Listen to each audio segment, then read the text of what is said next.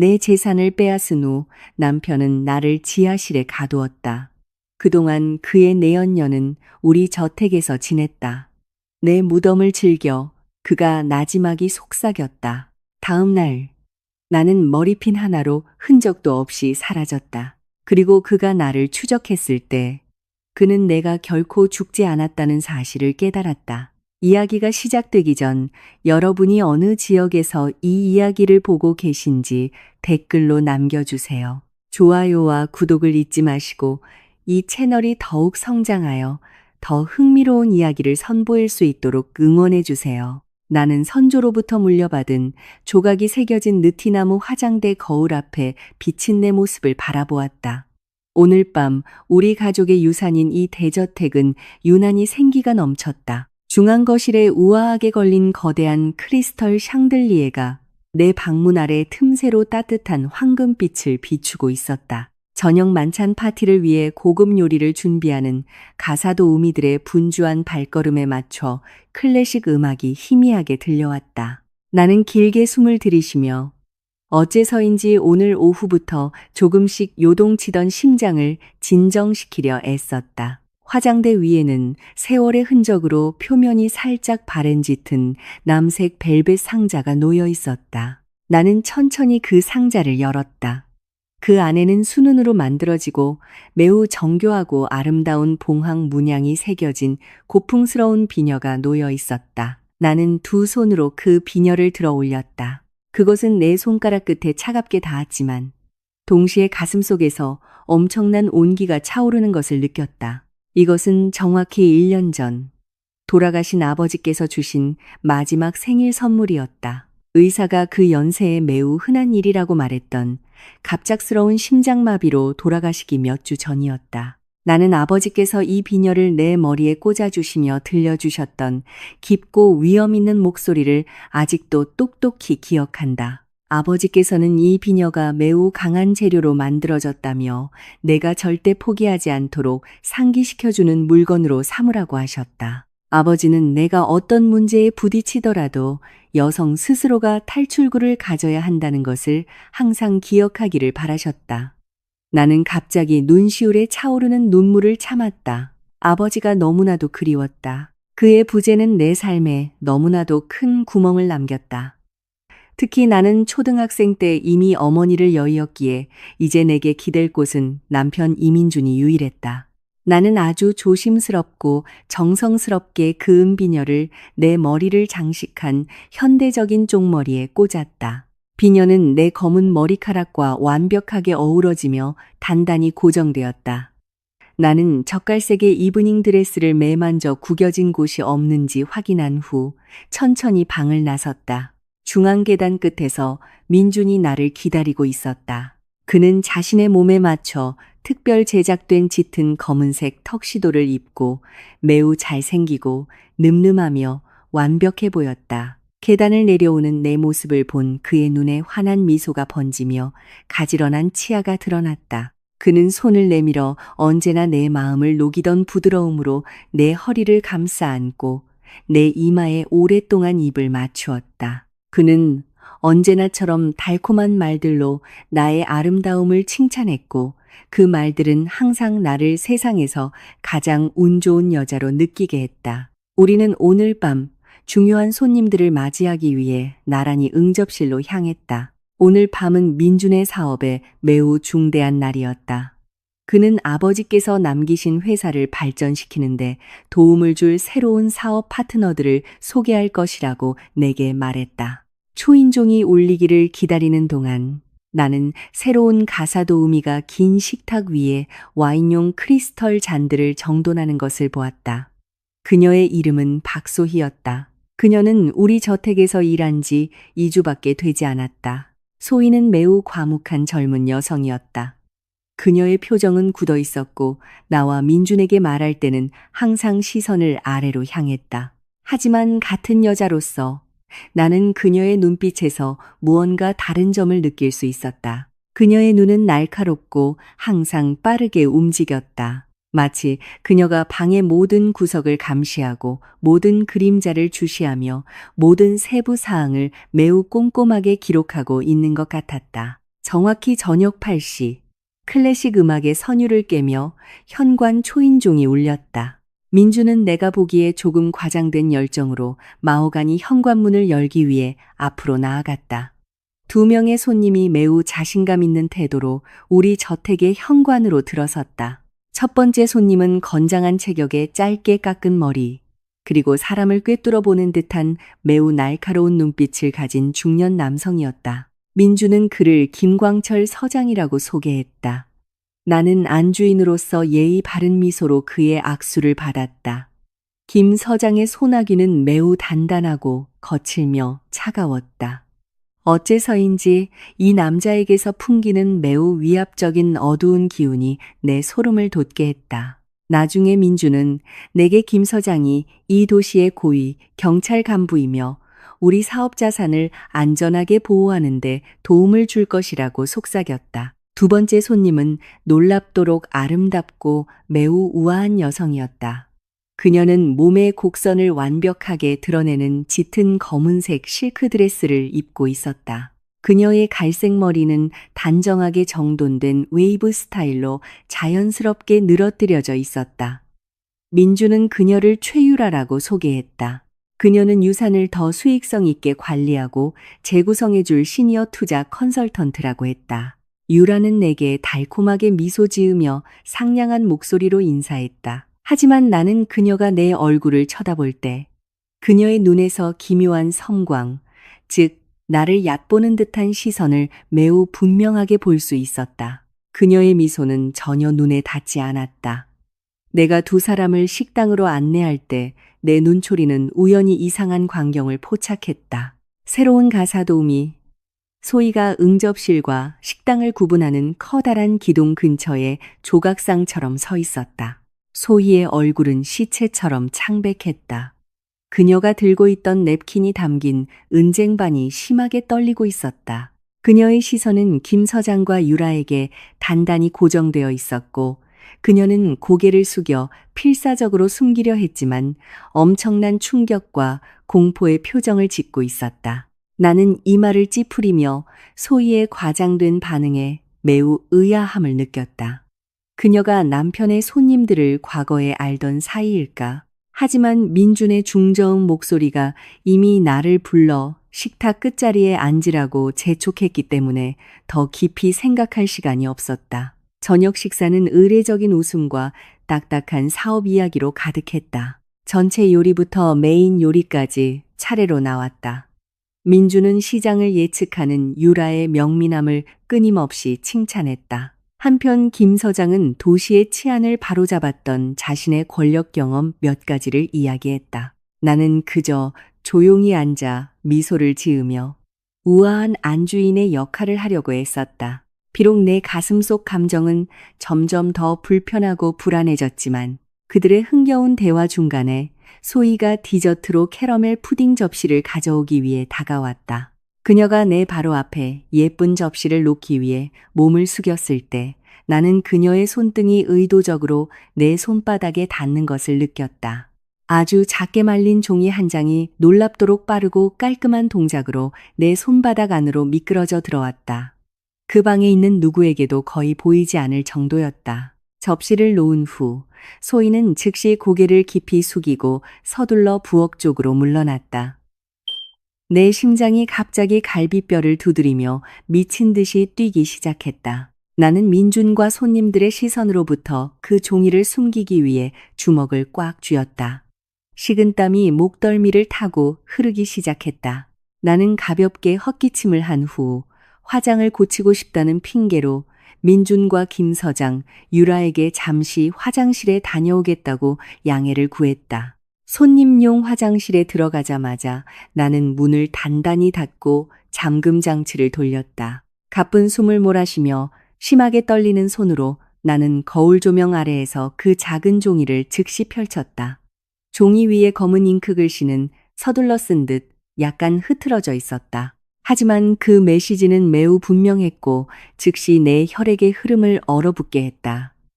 사모님, 오늘 밤 사장님께서 주시는 와인은 마시지 마세요. 그 여자 컨설턴트는 아주 위험한 조직의 일원입니다. 지하실 개조 공사 계획에 무언가 잘못된 점이 있습니다. 나는 창백해진 내 얼굴을 화장실 거울에 비춰보았다. 머리가 심하게 어지러웠다. 이 끔찍한 경고는 무슨 뜻일까?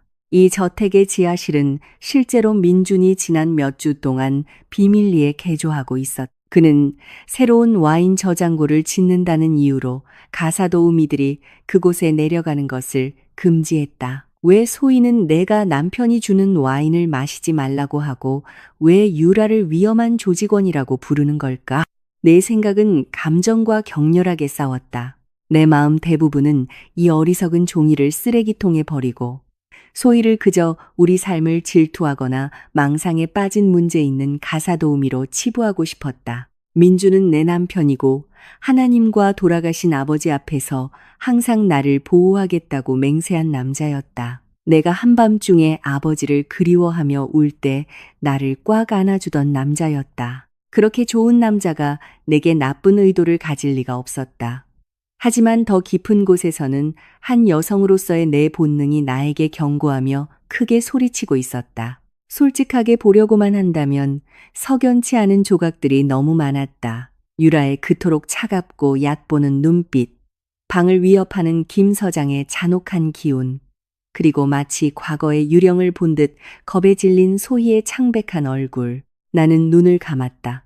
이 은비녀를 선물하며 아버지가 남기신 마지막 메시지가 다시 떠올랐다. 아버지는 항상 내게 직감을 믿으라고 가르쳐 주신 뛰어난 사업가셨다. 만약 내가 무언가 잘못되었다고 느낀다면 그건 아마도 정말로 나쁜 일이 도사리고 있다는 뜻일 것이다. 나는 다시 눈을 뜨고 경고가 적힌 종이를 구겨 변기 구멍에 던져 넣고 물을 내려 흔적도 없이 사라지게 했다.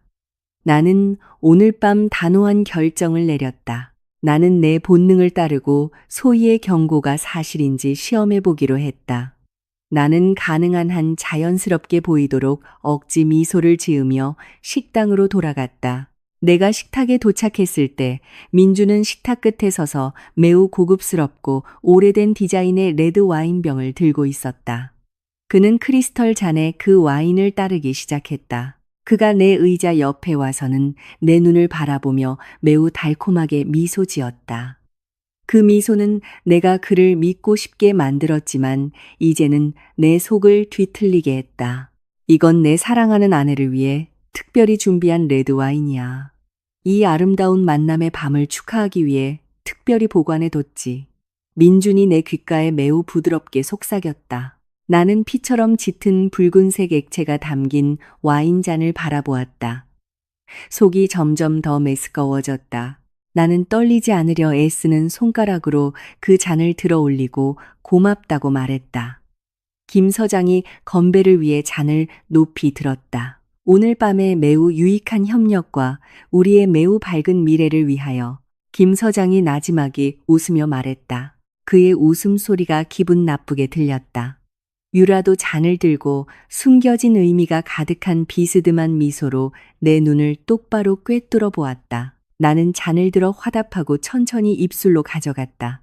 나는 입을 벌리고 우아하게 그 레드 와인을 마시는 척하며 한 방울도 삼키지 않고 액체가 입안을 가득 채우게 했다. 그것은 매우 쓰고 걸쭉했으며 혀에 이상한 맛의 흔적을 남겼다. 민준이 와인병을 옆 테이블에 다시 놓기 위해 몸을 돌렸을 때 나는 그 찰나의 순간을 재빨리 이용했다.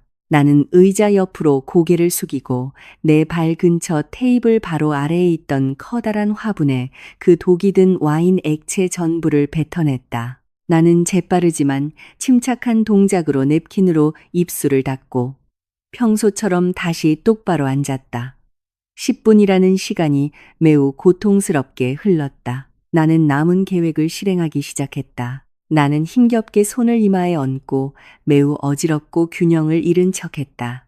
나는 몸이 의자 등받이 쪽으로 살짝 휘청거리며 쓰러지게 두었다. 자기야, 괜찮아? 얼굴이 너무 창백해. 민준이 물었다. 그의 목소리는 걱정스러워 보였지만 나는 감히 그의 얼굴을 쳐다보지 못했다. 그가 내 연기를 눈치챌까봐 두려웠다. 머리가 갑자기 너무 어지러워. 민준 씨, 눈앞이 캄캄하고 속이 너무 메스꺼워. 나는 힘이 다 빠진 것처럼 일부러 목소리를 약하게 내며 속삭였다.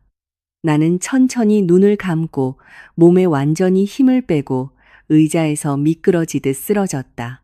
나는 의자 다리가 바닥과 거칠게 마찰하는 소리를 들었다. 민준의 강한 손이 내 몸이 대리석 바닥에 세게 부딪히기 직전에 내 허리와 어깨를 붙잡았다. 지우야, 지우야, 자기야, 정신 좀 차려봐. 민준이 내 뺨을 몇 번 가볍게 두드리며 불렀다. 나는 전혀 반응하지 않았다. 나는 그의 팔에 머리를 기댄 채 마치 강력한 마취제의 영향으로 완전히 의식을 잃은 사람처럼 호흡 리듬을 매우 느리고 규칙적으로 조절했다. 단단히 감은 눈꺼풀 뒤의 어둠 속에서 나는 고통스러운 긴장감 속에 기다렸다. 그동안 나를 그토록 사랑하는 척했던 남편은 과연 무엇을 할까? 나는 민준의 품에 기대어 내 몸의 모든 무게를 무기력하게 맡겼다. 우리가 연애할 때부터 항상 좋아했던 그의 남성적인 소나무 향수 냄새가 이제 그의 숨결에서 나는 짙은 레드 와인 향과 뒤섞여 내 속을 더욱 메스껍고 울렁거리게 했다. 나는 숨을 힘껏 참고 얼굴 근육이 경련하거나 조금이라도 의식의 징후를 보이지 않도록 필사적으로 조절했다. 나는 내심 민준이 내가 기절한 것을 보고 겁에 질려 공황 상태에 빠져 소리치고 가사 도우미들을 불러 따뜻한 물을 가져오게 하거나 즉시 가족 주치의에게 전화해 내 목숨을 구해달라고 할 것이라고 생각했다. 하지만 그 방에서 서서히 드러난 쓰라린 현실은 내 모든 이성과 사랑을 산산조각 냈다. 식당의 분위기는 순식간에 매우 조용하고 어색해졌다. 남편의 당황한 목소리는 없었다. 도움을 청하는 걱정스러운 외침도 없었다. 내 귓가에 선명하게 들린 것은 길게 내쉬는 한숨 소리와 여유롭게 다가오는 하이힐 발소리뿐이었다. 생각보다 약효가 아주 빠르고 깔끔하게 드네. 한 여자의 목소리가 정적을 깼다. 그건 유라의 목소리였다. 그녀의 말투는 더 이상 이전처럼 우아하고 예의 바르지 않았고 매우 차갑고 냉소적이며 계산적이었다. 당연히 빠르지. 내가 그녀의 잔에 섞은 양은 다 큰 말 한 마리를 쓰러뜨리기에 충분한 양이었으니까. 민준이 아무렇지 않게 대꾸했다. 내 남편의 목소리 톤을 듣는 순간 내 심장이 가슴 속에서 긋는 것 같았다. 그의 목소리에서는 더 이상 애정이 느껴지지 않았다. 그의 목소리는 매우 평탄했고 자부심과 잔인한 만족감으로 가득 차 있었다. 민주는 내 무릎 아래로 손을 넣어 아주 쉽게 내 몸을 들어 올렸다. 그는 나를 신부처럼 안아들었다. 우리가 휴일에 장난칠 때 그가 자주 하던 낭만적인 자세였다. 하지만 오늘 밤 그 단단한 포옹에는 전혀 사랑이 없었다. 그의 포옹은 마치 사형 집행인의 소나기처럼 느껴졌다. 나는 그의 발걸음이 식당 구역을 벗어나기 시작하는 것을 느꼈다. 나는 갈비뼈 뒤에서 요동치는 미친 듯이 뛰는 심장 박동을 필사적으로 제어하려 애썼다. 그는 나를 어디로 데려가는 걸까? 그가 나를 죽이기 위해 저택 밖으로 내던질까?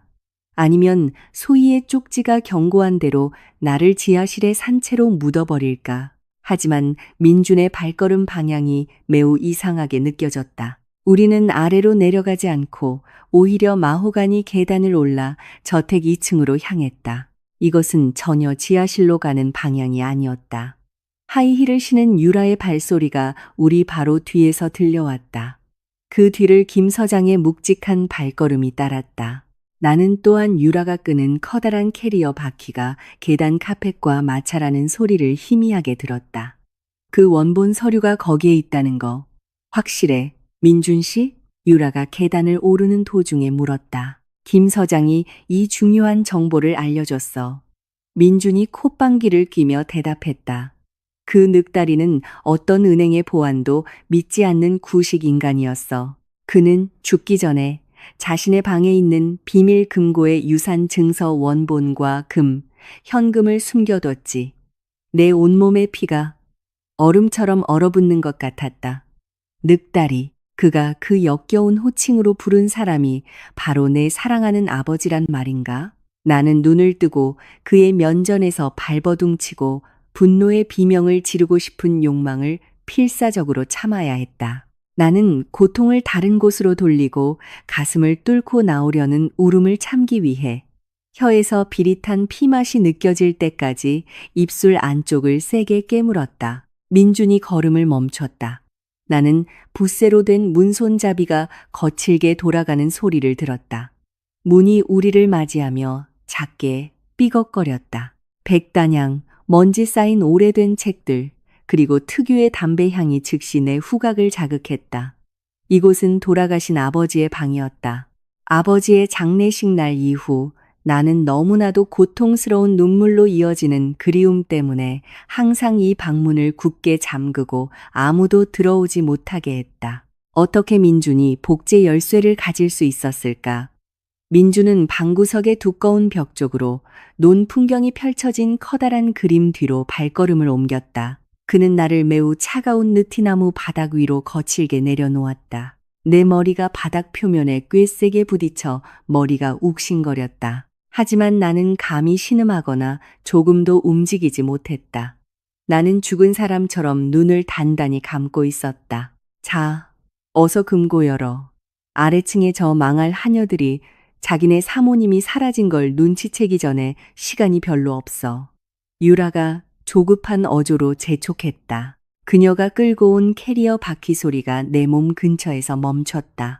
나는 그림 액자가 옆으로 거칠게 밀리는 마찰음과 함께 전자 버튼이 연속적으로 눌리는 소리를 들었다.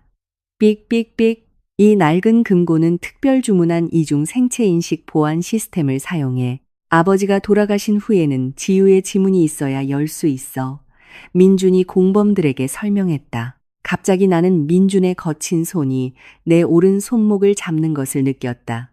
그는 내가 힘없이 늘어뜨린 팔을 잡아당겼다. 그는 내 검지를 억지로 펴서 벽에 붙어 있고 내 피부에 매우 차갑게 느껴지는 작은 스캐너 유리 표면에 내 손가락 끝을 눌렀다. 스캐너가 내 지문을 몇 초 동안 읽는 동안 작은 윙윙거리는 소리가 들렸다. 스캐너 위에 내 검지를 강하게 누른 채 민주는 나지막이 웃었다. 그 웃음은 너무나도 끔찍하고 공허하며 잔인해서 내 온몸에 털이 곤두서는 것 같았다.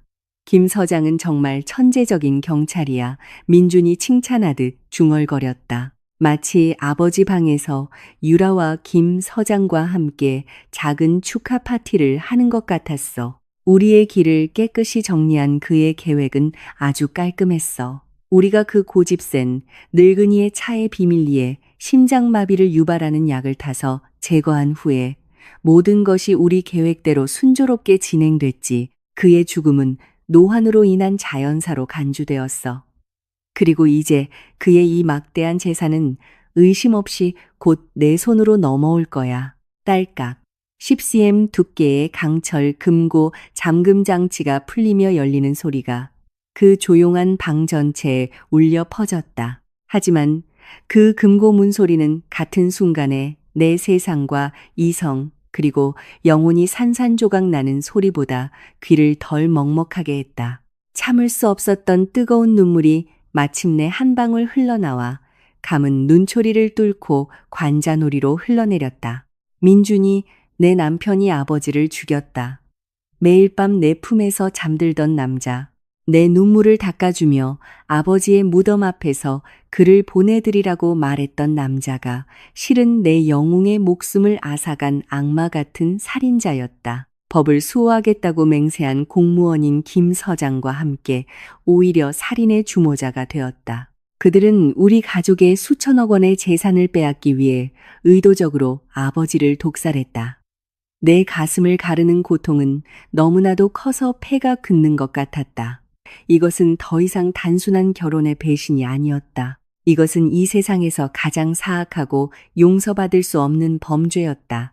방의 희미한 불빛이 금고 안으로 비쳐들어와 그 놀라운 내용물을 드러냈다. 비록 눈을 감고 있었지만 나는 유라가 탐욕에 가득 찬 어조로 길게 숨을 들이쉬는 소리를 들을 수 있었다. 세상에, 민준 씨, 정말 농담이 아니었구나. 이 늙은이가 정말로 자기 방에 엄청난 보물을 숨겨뒀었네. 유라가 흥분에 찬 떨리는 목소리로 외쳤다. 서류 말고도 이 금괴 더미 좀 봐. 이건 분명 몇 킬로그램은 될 거야. 그리고 이 현금, 이건 수억 원은 되겠는데 아주 깔끔하게 정리되어 있어. 당연하지. 그녀의 아버지는 내가 아는 사람 중에 가장 편집증적인 인간이었으니까. 민준이 자랑과 탐욕이 섞인 어조로 말했다. 두꺼운 양피지 서류가 금고 선반에서 꺼내지는 소리가 들렸다. 바로 이거야. 이 서류철에 유산증서 원본이 들어있어. 지금 캐리어 열어, 유라야. 나는 커다란 캐리어 지퍼가 거칠게 열리는 소리를 들었다. 그리고 유라가 금고 안에서 몇 킬로그램의 단단한 금괴를 캐리어로 옮길 때 금속이 서로 부딪히는 소리가 들렸다. 그 후 띠로 묶인 수억 원의 현금 다발이 같은 캐리어에 던져지고 아버지의 유산 증서 서류가 뒤따라 들어갈 때 종이가 바스락거리는 소리가 났다. 전부 다 넣었고 안전해. 유라가 캐리어를 닫으며 말했다. 내일 아침이면 이 유산 증서 원본과 이 뇌물로 우리 쪽 법무사가 모든 자산을 내 이름으로 명예 이전해 줄 거야. 그럼 이 바닥에 잠들어 있는 멍청한 여자는 어떻게 하지? 민준이 다시 무자비하게 내 팔을 움켜쥐었다. 그는 여전히 늘어진 척하는 내 몸을 반쯤 일으켜 세운 다음 낡은 쌀가마니를 옮기는 것처럼 나를 그의 넓은 어깨 위에 둘러있다. 오늘 밤 그녀를 마지막 안식처로 데려가자. 이 저택의 지하실은 내가 감금실로 만들어뒀어. 그 방은 방음 처리가 되어 있고 문은 순수한 강철이며 저택 밖으로 통하는 환기구는 단 하나도 없어. 민주는 아버지의 신성한 방에서 나를 데리고 나갔다. 우리가 2층 복도를 지나 중앙 계단으로 향할 때 내 머릿속에 이성적인 생각이 마침내 슬픔을 압도했다. 나는 만약 내가 계속해서 조용히 울기만 한다면 오늘 밤 정말로 죽게 될 것이라는 것을 깨달았다. 나는 이 지옥에서 살아나갈 방법을 찾아야만 했다. 나는 사랑하는 아버지의 복수를 하고 내게 속한 모든 것을 되찾아야 했다. 내 몸이 민준의 어깨 위에서 흔들릴 때 나는 몰래 내 머리카락을 더듬었다. 그리고 아버지의 유품인 은비녀가 내 쪽머리에 아직 단단히 박혀 있는지 매우 조심스럽게 확인했다. 다행이었다. 비녀는 풀리기 시작한 헝클어진 내 머리카락에 덮여 있었다. 계단을 한 칸 한 칸 내려가는 여정은 매우 길고 고통스러웠다. 우리는 어둡고 조용한 부엌구역의 복도를 지났다. 그리고 민주는 숨겨진 두꺼운 나무 문을 열었다. 이 문은 축축한 돌계단, 복도로 이어졌다. 주변 공기는 즉시 매우 차가워지고 이끼와 젖은 흙냄새가 났다. 이곳은 민준이 일방적으로 개조를 시작하기 전까지 수십 년 동안 비어있던 증조 할아버지의 유산인 저택 지하실로 가는 유일한 통로였다. 민준은 내 몸을 거칠고 매우 차가운 시멘트 바닥에 내던졌다. 피할 수 없었던 충격으로 온몸의 뼈와 관절이 욱신거렸다. 하지만 나는 입술을 깨물고 여전히 눈을 뜨지 않았다. 나는 단지 짙은 어둠의 기운과 등골을 찌르기 시작하는 차가운 한기만을 느낄 수 있었다. 나는 민준의 신발 소리가 내 머리 근처에서 웅크릴 때 나는 것을 들었다. 그의 크고 거친 손이 난폭하게 내 목을 더듬기 시작했다. 엄청나게 거친 잡아당김으로 그는 내 목에 걸려있던 가문의 유산인 다이아몬드 목걸이를 사슬이 끊어지고 내 피부를 긁을 때까지 잡아챘다. 그리고 그는 내 손목에서 두꺼운 금팔찌를 당겨 빼내고 내 약지에서 다이아몬드가 박힌 결혼 반지를 강제로 벗겨냈다. 그는 길거리 강도처럼 내 몸에 붙어있던 모든 값비싼 보석들을 강제로 빼앗았다. 하지만 내 머리카락이 이미 매우 헝클어져 머리 일부를 덮고 있었기 때문에 그는 내 쪽머리 뒤에 숨겨진 은비녀는 무시했다. 그는 그 비녀를 그저 매우 싸고 팔가치가 없는 평범한 실핀으로 여겼을 것이다. 민주는 다시 똑바로 섰다. 나는 그가 아래를 내려다보며 이 역겨운 시멘트 바닥에 힘없이 누워있는 나를 똑바로 쳐다보고 있음을 느낄 수 있었다. 있잖아, 지유야. 넌 내가 본 중에 가장 멍청하고 속이기 쉬운 부자 여자야. 민준이 매우 뚜렷한 조롱조로 속삭였다. 매일 널 사랑하는 척하고 키스하고 유혹하는 거 이제 정말 지긋지긋했어. 김 서장이 내일 아침 경찰서에 내 실종 신고서를 처리할 거야. 그의 멍청한 부하 경찰들은 내 집안이 아니라 강바닥이나 숲속 계곡에서 너를 찾으려고 동원될 거고 내 아버지의 모든 재산과 내 목숨은 이제 내 빚을 갚기 위해 완전히 내 것이 되었어. 민준의 발걸음이 내 몸에서 멀어졌다. 그는 그 비좁은 지하실에서 걸어 나갔다. 매우 두껍고 무거운 순철문의 경첩이 밖에서 당겨질 때 날카롭게 삐걱거리는 소리가 났다. 그 문이 내 공간을 밀봉하며 단단히 닫히기 전에 민주는 문지방에서 마지막 한마디를 다시 속삭였다. 그의 목소리는 그 좁은 지하실 안에서 무섭게 울려 퍼졌다. 내 새로운 무덤을 즐겨, 자기야. 쾅. 거대한 철문이 매우 세게 닫히면서 시멘트 바닥이 살짝 진동했다. 두꺼운 쇠사슬이 외부 문손잡이에 감기는 마찰음과 함께 외부에서 잠긴 거대한 쇠쇠 자물쇠에서 매우 큰 금속 클릭 소리가 들렸다.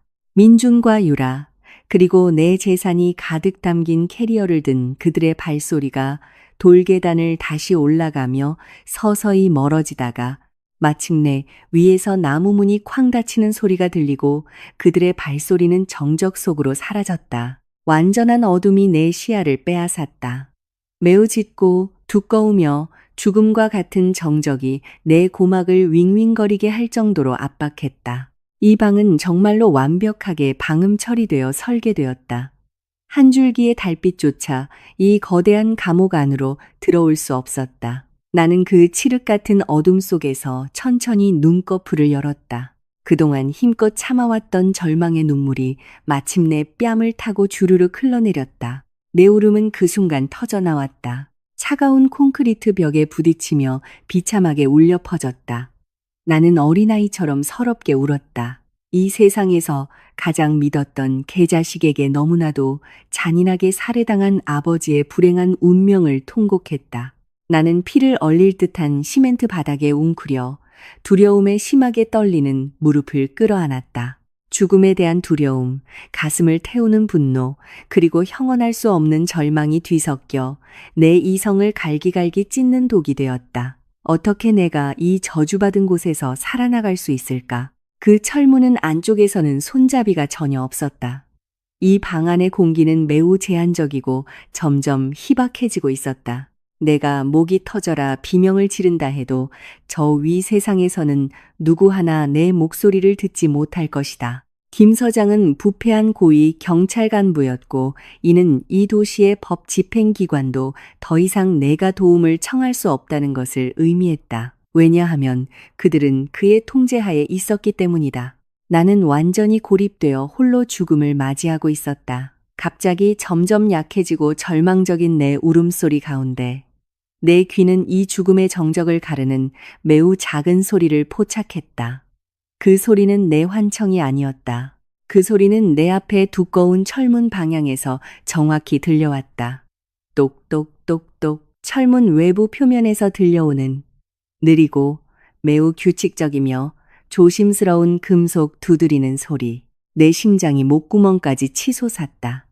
나는 즉시 헐떡이는 숨을 참고 거칠게 눈물을 닦고 칠흑 같은 어둠 속에서 문 방향으로 천천히 기어가기 시작했다.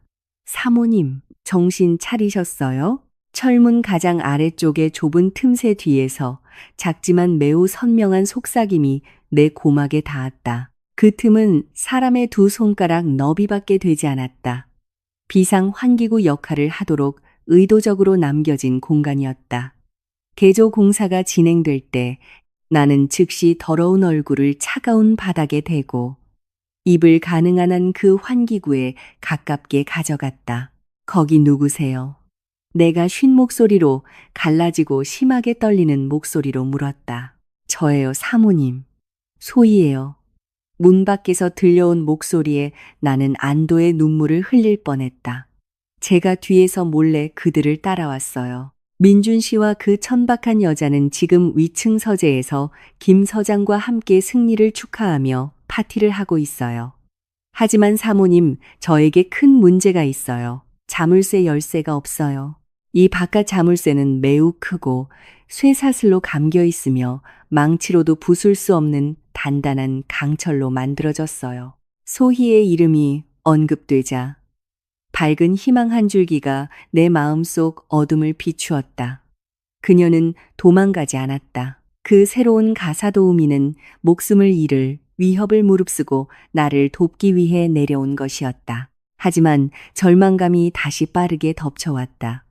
만약 밖에 있는 소희가 열쇠를 찾거나 그 강철 자물쇠를 밖에서 열 수 없다면 내가 어떻게 탈출할 수 있을까? 민주는 분명 오늘 밤 깊이 잠들지 않을 것이다. 그는 날이 밝기 전에 내가 숨이 막혔는지 확인하기 위해 곧 아래로 내려올 것이다. 그 혼란과 공황 속에서 내 오른손은 무의식적으로 헝클어진 머리카락이 있는 머리 부분을 더듬었다. 내 차가운 손가락이 갑자기 매우 단단한 금속 조각 끝에 닿았다. 돌아가신 아버지의 유품인 고풍스러운 은비녀였다. 아버지의 말씀이 시공간을 초월하여 내 귓가에 매우 선명하게 다시 속삭였다. 이 물건을 네가 항상 탈출구를 가질 수 있도록 상기시켜주는 것으로 삼아라. 나는 폐를 가득 채우며 길게 숨을 들이쉬었다. 슬픔과 자기 연민은 갑자기 흔적도 없이 사라지고 그 자리를 생존과 복수에 대한 본능적인 충동이 모닥불처럼 강렬하게 타오르며 채웠다. 나의 현명한 아버지께서는 이유 없이 이 물건을 내게 주신 것이 아니었다. 이 비녀의 수는 강철은 매우 단단하고 두꺼우며 눌러도 쉽게 부러지지 않고 매우 무거운 기계적 하중을 견딜 수 있었다. 나는 아직 약간 떨리지만 이제는 단호한 결의로 가득 찬 손으로 그 금속 비녀를 쪽머리에서 힘껏 뽑아냈다. 나는 그 은강철 비녀를 철문 아래의 좁은 환기구 틈새로 밀어 넣었다. 소희 씨, 내가 감금실 안에서 이제는 훨씬 더 차분하고 계산적이며 단호한 어조로 속삭였다. 빨리 이 금속을 받아요. 이걸로 그 강철 자물쇠를 강제로 열어요. 아버지께서는 하늘 위에서 내가 이 장소에서 썩어 죽도록 내버려 두지 않으실 것임을 확신시켜 주셨다. 고통스럽고 치명적인 이 어둠 속에서 나는 철문 아래 틈새에서 소희가 숨을 들이쉬는 소리를 들었다. 떨리는 내 손가락은 방금 돌아가신 아버지의 유품인 은비녀를 놓아주고 두 손가락 너비의 환기구 틈새를 통해 그것을 밀어냈다. 순수한 강철 금속이 방 바깥쪽의 시멘트 바닥에 닿을 때 작은 마찰음이 들렸다. 소희는 그것을 재빨리 주었다. 이것은 강철로 만든 건가요, 사모님?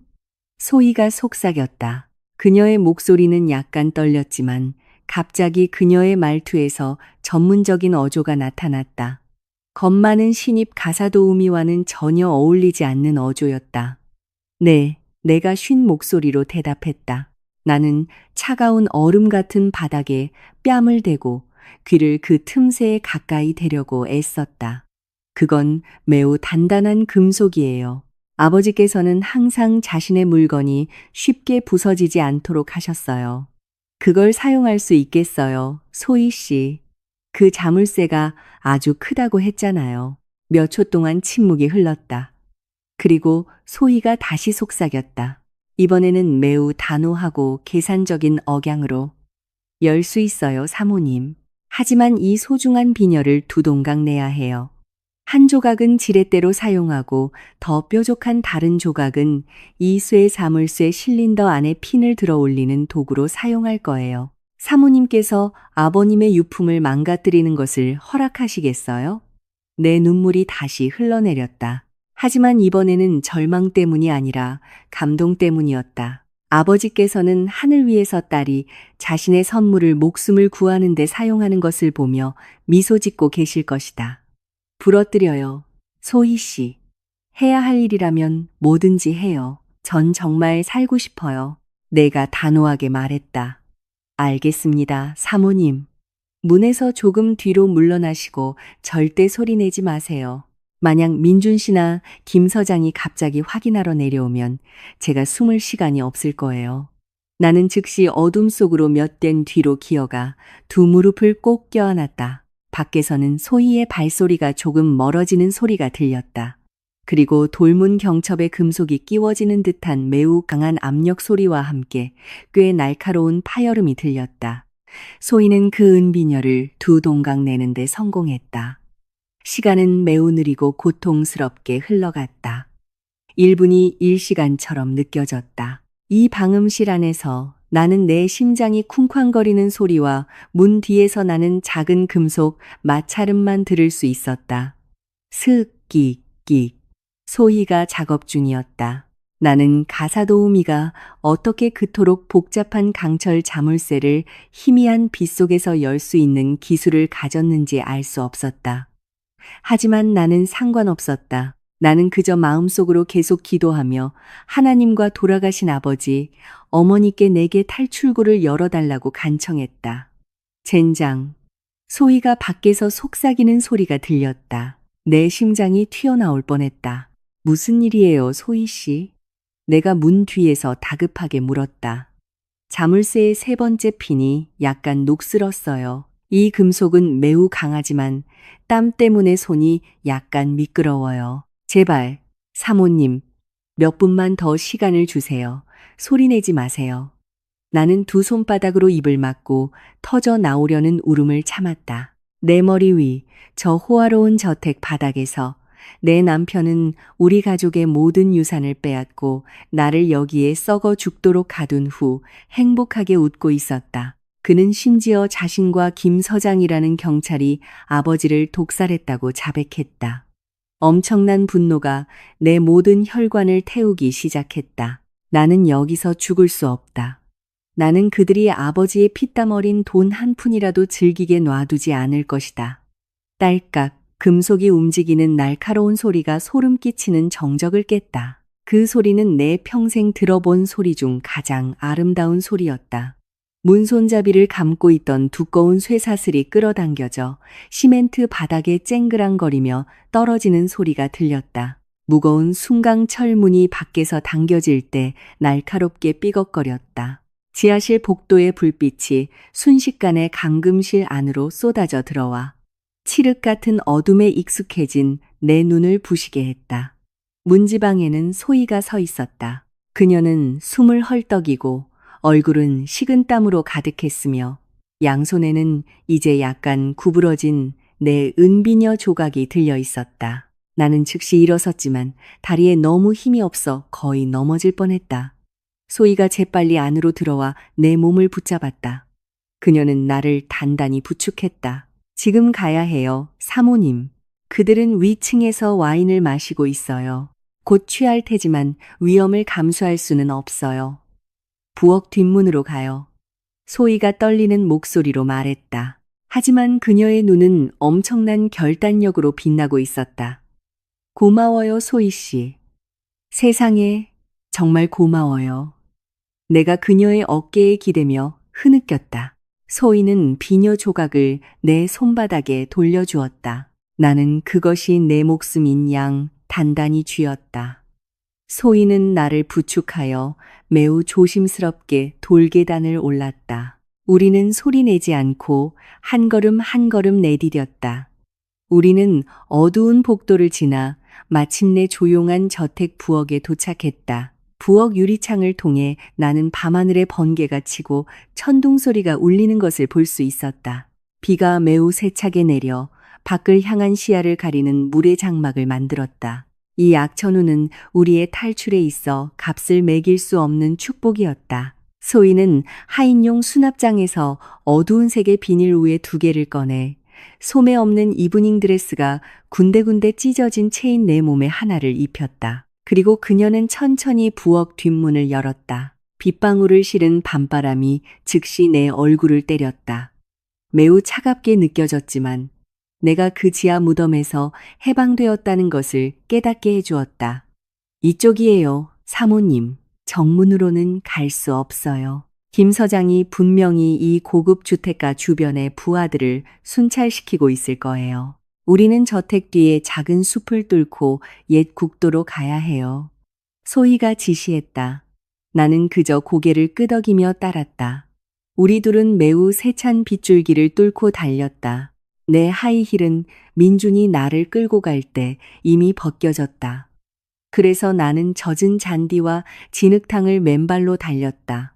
나뭇가지가 내 팔과 다리를 긁었지만 그 따끔거리는 고통은 전혀 신경 쓰지 않았다. 내 머릿속에는 단 하나의 목표만 있었다. 이 저택에서 가능한 한 멀리 떨어지는 것. 거의 20분 동안 작은 숲과 무성한 덤불을 뚫고 달린 후 우리는 차량 통행이 드문 옛 국도변에 도착했다. 나는 숨을 헐떡였고 가슴이 찔리는 듯 아팠다. 우리는 어두운 큰 보리수나무 뒤에 숨었다. 갑자기 멀리서 두 개의 매우 밝은 불빛이 젖은 도로를 비추었다. 희미한 사이렌 소리가 윙윙거리며 들려왔다. 소희가 재빨리 내 몸을 진흙탕 바닥에 납작하게 끌어당겨 내 머리를 덤불 아래로 눌렀다. 경찰 순찰차 한 대가 우리가 숨어 있는 곳을 천천히 지나갔다. 차 옆면에는 이 도시의 경찰 마크가 보였다. 내 심장이 미친 듯이 뛰었다. 분명 김 서장의 부하들일 것이다. 그는 내 흔적이 남지 않도록 도로를 안전하게 확보하기 위해 내일 아침까지 기다리지도 않았다. 그는 이미 오늘 밤부터 정기 순찰을 핑계로 저택 주변 지역을 샅샅이 뒤지기 위해 부하들을 동원하기 시작했다. 조금도 움직이지 마세요. 사모님. 소희가 내 귀에 바로 속삭였다. 그녀의 손이 내 어깨를 매우 강하게 눌렀다. 순찰차는 우리가 숨어있는 나무에서 불과 몇 미터 떨어진 곳에 멈췄다. 조수석 창문이 내려가고 누군가 고출력 손전등으로 길 건너편 덤불을 비춘 다음 우리 근처의 나무들 쪽으로 향하게 했다. 손전등 빛이 젖은 나뭇잎들을 훑었다. 어두운 우위와 진흙으로 덮인 우리 몸에서 불과 몇 대 떨어진 곳이었다. 나는 숨을 참아 폐가 터질 것 같을 때까지 눈을 꼭 감았다. 지옥 같았던 몇 초가 지난 후 차창이 다시 올라갔다. 순찰차는 다시 출발하여 천천히 길모퉁이 뒤로 사라졌다. 우리를 어둠과 쏟아지는 비 속에 남겨둔 채 소희는 길게 한숨을 쉬고 나를 일으켜 세웠다. 대중교통이나 택시를 이용할 수 없어요, 사모님. 그 모든 것은 김 서장에게 매우 쉽게 추적될 거예요. 우리는 외곽으로 가는 오솔길을 따라 걸어가야 해요. 제가 정말 안전한 곳을 하나 알아요. 김 서장과 민준 씨가 절대 사모님을 건드릴 수 없는 곳이에요. 어디로 가는 거죠, 소희 씨? 내가 얼굴에서 비와 진흙을 닦으며 물었다. 제 삼촌 댁으로요, 사모님. 그분은 이 상황을 뒤집는데 우리를 도와줄 수 있는 이 세상 유일한 분이에요. 소희가 쏟아지는 비 속에서 날카로운 눈으로 나를 바라보았다. 다른 순찰차가 오기 전에 가요. 우리는 다시 차갑고 잔인한 밤을 뚫고 걸었다. 거친 아스팔트 위를 내딛는 내 발걸음마다 고통이 남았지만 나는 멈추지 않았다. 내 손은 우의 주머니 속의 은비녀 조각을 계속 단단히 쥐고 있었다. 그 작은 물건을 정의를 향해 나아갈 힘의 원천으로 삼았다. 빗속을 뚫고 걸어가는 여정은 2시간 이상이 걸렸다. 내 몸은 이미 심하게 떨리고 있었다. 입술은 파랗게 변했고 양쪽 발바닥은 피가 나는 상처로 가득했다. 우리는 내 저택이 있는 화려한 도심의 불빛과는 거리가 먼 조용한 도시 외곽의 좁은 길을 따라 걸었다. 마침내 소희는 마당이 약초로 가득하고 낡아 보이지만 매우 튼튼한 나무 울타리가 있는 소박한 집 앞에 멈춰섰다.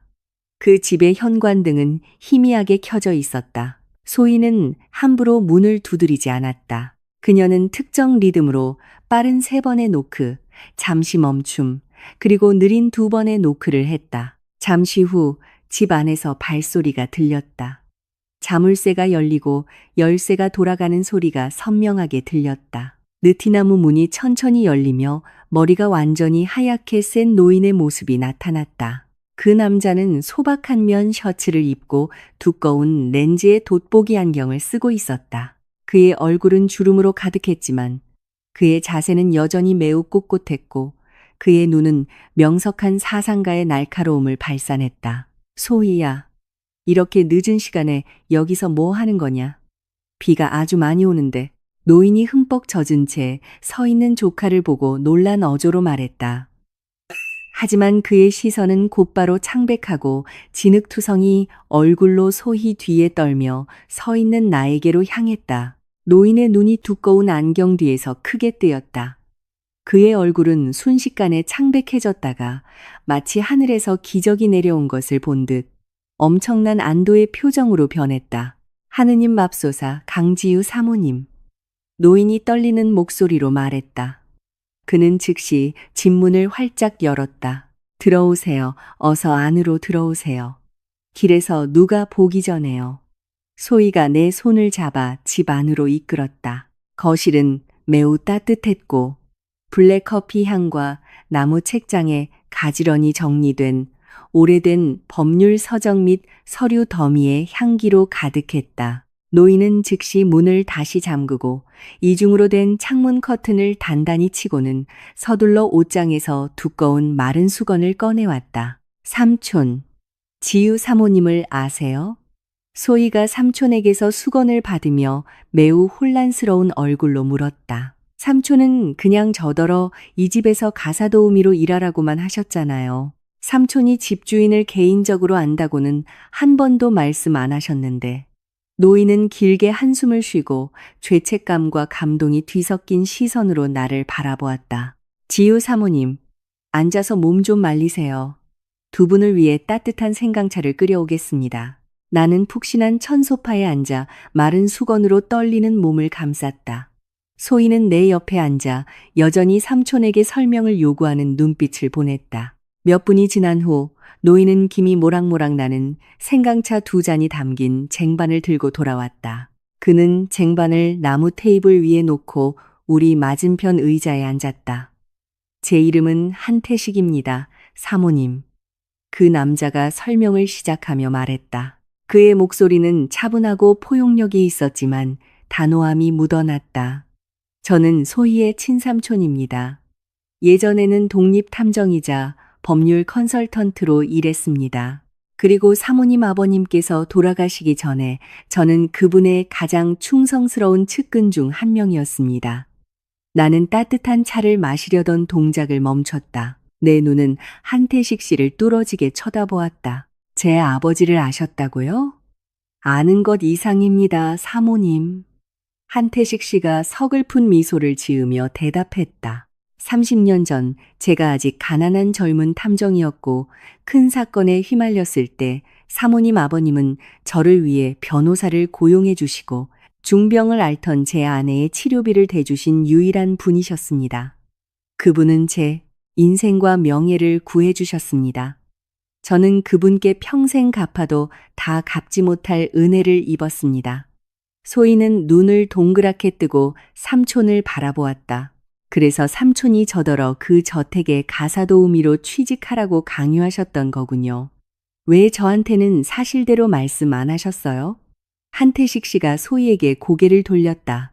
네가 최대한 자연스럽게 행동하기를 바랐기 때문이다. 소희야, 만약 내가 감시하는 여성이 누구인지 알았다면 내 행동이 눈에 띄어 그녀의 남편이 너를 의심했을 수도 있어. 너는 경찰에서 해고당하고 절망과 우울에 빠져 있었지. 나는 내게 새로운 삶의 목표를 주고 동시에 이 가족에게 진 삼촌의 빚을 갚게 하려고 이 임무를 준 거야. 나는 아직 약간 떨리는 손으로 찻잔을 테이블 위에 내려놓았다. 왜 저를 감시하라고 소희 씨에게 시키신 거죠? 한태식 선생님. 민준 씨가 저에게 나쁜 의도를 가지고 있다는 걸 이미 알고 계셨나요? 한태식 씨의 얼굴이 매우 심각해졌다. 그는 몸을 앞으로 기울여 두 손을 테이블 위에서 깍지 꼈다. 저는 항상 사모님의 남편에 대해 매우 나쁜 예감이 들었습니다. 사모님. 몇 년 전 아버님께서 민준 씨를 저에게 처음 소개해 주셨을 때부터 저는 그 남자에게 무언가 잘못된 점이 있다는 것을 알았습니다. 그의 가족 배경은 거짓으로 가득했고 그는 항상 몰래 암흑가의 사람들과 어울렸습니다. 저는 아버님께 경고했습니다. 하지만 아버님은 사모님을 너무나 사랑하셨고 사모님의 행복을 망치고 싶지 않으셨습니다. 한태식 씨는 말을 잇기 전에 무겁게 숨을 들이쉬었다. 제 의심은 아버님께서 갑작스럽게 돌아가신 날 최고조에 달했습니다. 아버님은 매우 건강한 분이셨습니다. 정기적으로 건강 검진을 받으셨고요. 심장마비로 인한 그의 죽음은 저에게 매우 이상하게 느껴졌습니다.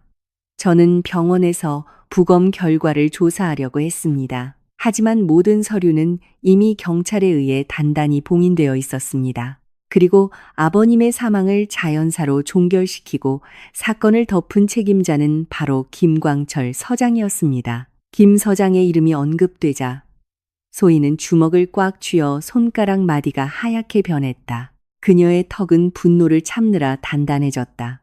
김광철. 소희가 증오의 찬 목소리로 내뱉었다. 그 개자식.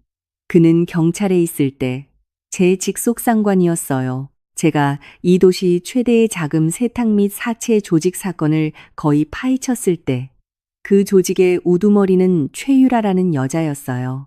김광철이 저를 함정에 빠뜨렸어요. 그는 제 책상 서랍에 마약을 넣어놓고 제가 뇌물을 받았다고 누명을 씌웠어요. 저는 불명예 해고를 당하고 제 경력을 잃었으며 한태식 삼촌이 저를 그 문제에서 빼내주시지 않았다면 감옥에 갈 뻔했어요. 그동안 내 머릿속에 흩어져 있던 모든 퍼즐 조각들이 마침내 오늘 밤 완벽하게 맞춰졌다.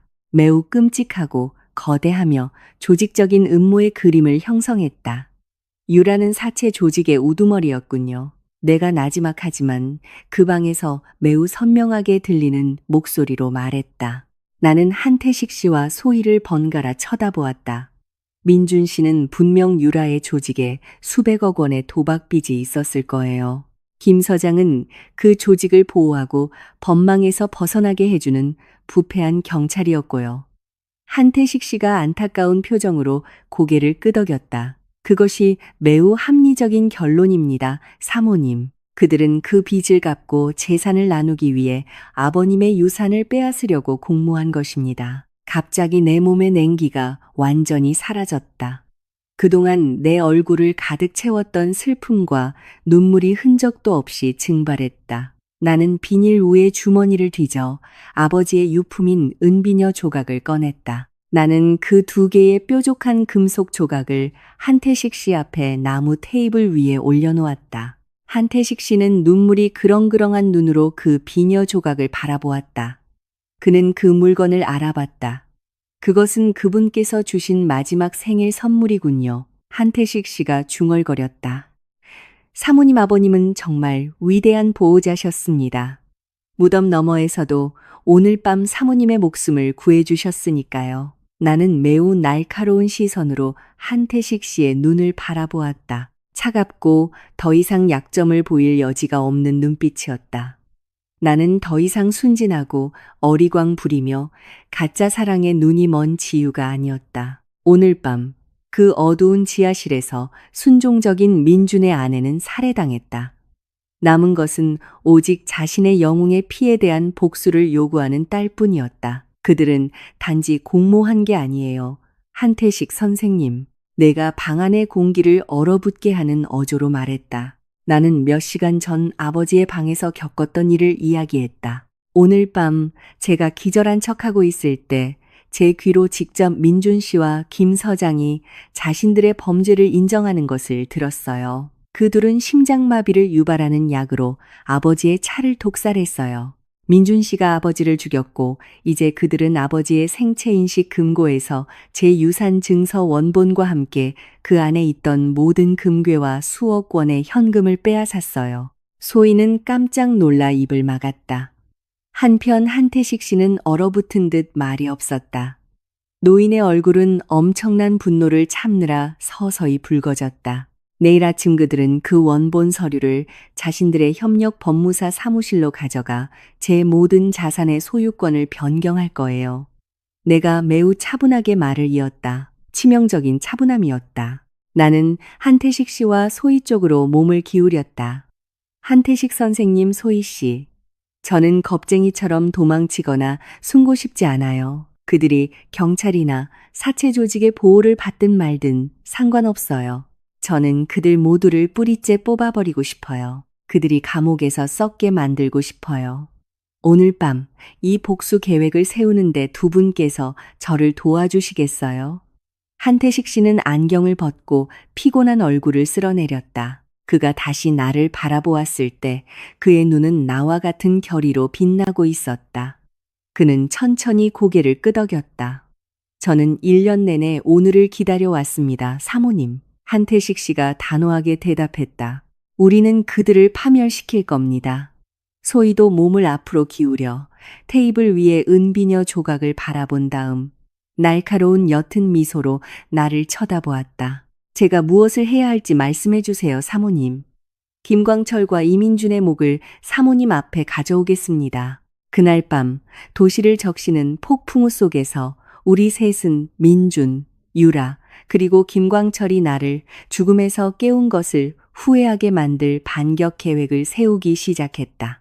그들은 내게 무덤을 즐기라고 했다. 하지만 그들은 내가 그들이 영원히 머물게 될 훨씬 더 깊은 무덤을 파고 있다는 사실을 전혀 알지 못했다. 밤이 깊어갈수록 한태식 선생님의 거실 공기는 더욱 차가워졌지만 내 몸속의 피는 오히려 타오르는 분노로 끓어올랐다. 나는 한태식 선생님이 흰 종이 위에 방금 그린 우리 집의 대략적인 평면도를 날카롭게 쳐다보았다. 우리 셋은 동이 트기 전에, 그리고 내 정의를 찾을 모든 기회를 파괴하기 전에 오늘 밤 반드시 실행해야 할 반격 계획을 짜기 위해 원을 그리고 앉았다. 민주는 지금 유산 증서 원본을 가지고 있습니다. 한태식 선생님이 펜 끝으로 종이를 두드리며 말했다. 공식적인 법의 관점에서 그 서류는 핵심 열쇠입니다. 하지만 그 서류는 법무사의 공증 없이는 현금화하거나 소유권을 조직의 계좌로 이전할 수 없습니다. 저는 유라의 사채 조직이 내일 아침 사무실이 열리자마자 모든 것을 합법화할 준비가 된 부패한 법무사를 이미 확보해 두었을 거라고 확신합니다. 나는 천천히 고개를 끄덕였다. 그럼 어떻게 막을 수 있을까요? 한태식 선생님. 지금 경찰서에 가도 김 서장이 분명 모든 보고서를 조작했을 거예요. 그는 거짓 혐의로 저를 즉시 체포하거나 심지어 제가 경찰서에 도착하기 전에 도로에서 저를 제거할 수도 있어요. 정확합니다, 사모님. 내 옆에 앉아있던 소희가 맞장구 쳤다. 전직 경찰이었던 그녀의 얼굴은 매우 집중적이고 전문적으로 보였다. 몇 시간 전에 내가 알던 과묵한 가사도우미의 모습과는 전혀 달랐다. 우리는 평범한 법적 절차를 사용해서 그들과 싸울 수 없습니다. 왜냐하면 이 도시의 법은 현재 김 서장에 의해 통제되고 있으니까요. 우리는 김 서장의 도시, 경찰 권력보다 훨씬 더 높은 권한을 가진 기관 앞에서 그들의 알리바이를 완전히 파괴해야 합니다. 그렇게 하려면 우리는 전혀 부인할 수 없는 물리적 증거가 필요합니다. 한태식 선생님이 내 눈을 똑바로 쳐다보며 말을 이었다. 사모님, 아까 민준이 사모님께서 기절한 척하고 있을 때 사모님의 손가락을 금고 스캐너에 강제로 갖다 댔다고 하셨죠. 복도나 아버님 방 안에 감시 카메라가 있었나요? 그 질문에 내 눈이 크게 뜨였다. 나는 아주 중요한 것을 기억해냈다. 네, 아버지는 매우 조심스러운 분이셨어요. 2층 복도 모든 구석에 숨겨진 감시 카메라를 설치하셨고 책장 위에는 금고를 직접 비추는 작은 카메라도 하나 있었어요. 민주는 복도에 있는 카메라는 알았지만 아버지 방 안에 숨겨진 카메라는 전혀 몰랐어요. 아버지가 직접 비밀리에 설치하셨거든요. 그 모든 영상 녹화는 어디에 저장되나요, 사모님? 소희가 재빨리 물었다. 모두 작은 로컬 서버에 연결되어 있어요. 그 기계는 민준의 서재 바로 뒤 집의 왼쪽 별관에 있는 보안실 안에 숨겨져 있어요. 내가 어릴 때부터 외웠던 건물의 모든 세부사항을 기억해내려 애쓰며 대답했. 한태식 선생님이 가볍게 책상을 쳤다. 바로 그거야. 그 감시 카메라 녹화가 우리의 핵심 열쇠야. 그 영상은 사모님이 의식이 없는 상태에서 강압에 의해 금고가 열렸다는 것을 매우 명확하게 증명할 거야. 법의 관점에서 강제로 생체 데이터를 취득한 것은 그 유산 증서 이전을 법적으로 무효화하고 처음부터 효력이 없게 만들 거야. 영상 녹화뿐만이 아니에요. 소희가 눈을 빛내며 덧붙였다. 만약 민준과 김 서장이 사모님 아버지를 심장마비 유발 독극물로 살해할 계획을 세웠다면 그들은 분명히 소통했을 거예요. 문자 메시지든 비밀 이메일이든 아니면 그 불법 약물 구매 거래든 민준의 개인 컴퓨터나 서재에 있는 비밀 휴대전화에 분명히 디지털 흔적이 남아있을 거예요. 나는 이 계획이 얼마나 위험한지 생각하며 잠시 침묵했다. 하지만 보안실과 민준의 서재는 1층에 있어요. 그 세 사람은 아직 거기 있을 텐데요. 누가 그 증거들을 가져오죠? 소희가 즉시 자리에서 일어섰다. 그녀는 긴 머리를 매우 깔끔하고 단단한 롤빵 모양으로 묶었다. 제가 오늘 밤 저택으로 다시 가겠습니다, 사모님. 제가 그 감시 카메라 녹화 저장 하드웨어를 가져오고 민준의 컴퓨터에서 모든 데이터를 복사해 오겠습니다. 소희 씨, 그건 너무 위험해요. 내가 패닉에 빠져 따라 일어서며 외쳤다. 만약 그들에게 잡히면 김 서장은 그 자리에서 당신을 죽이는 것을 망설이지 않을 거예요. 그들은 냉혈한 살인자들이에요. 이 위험을 알고 있습니다, 사모님. 소희가 매우 차분한 어조로 대답했다.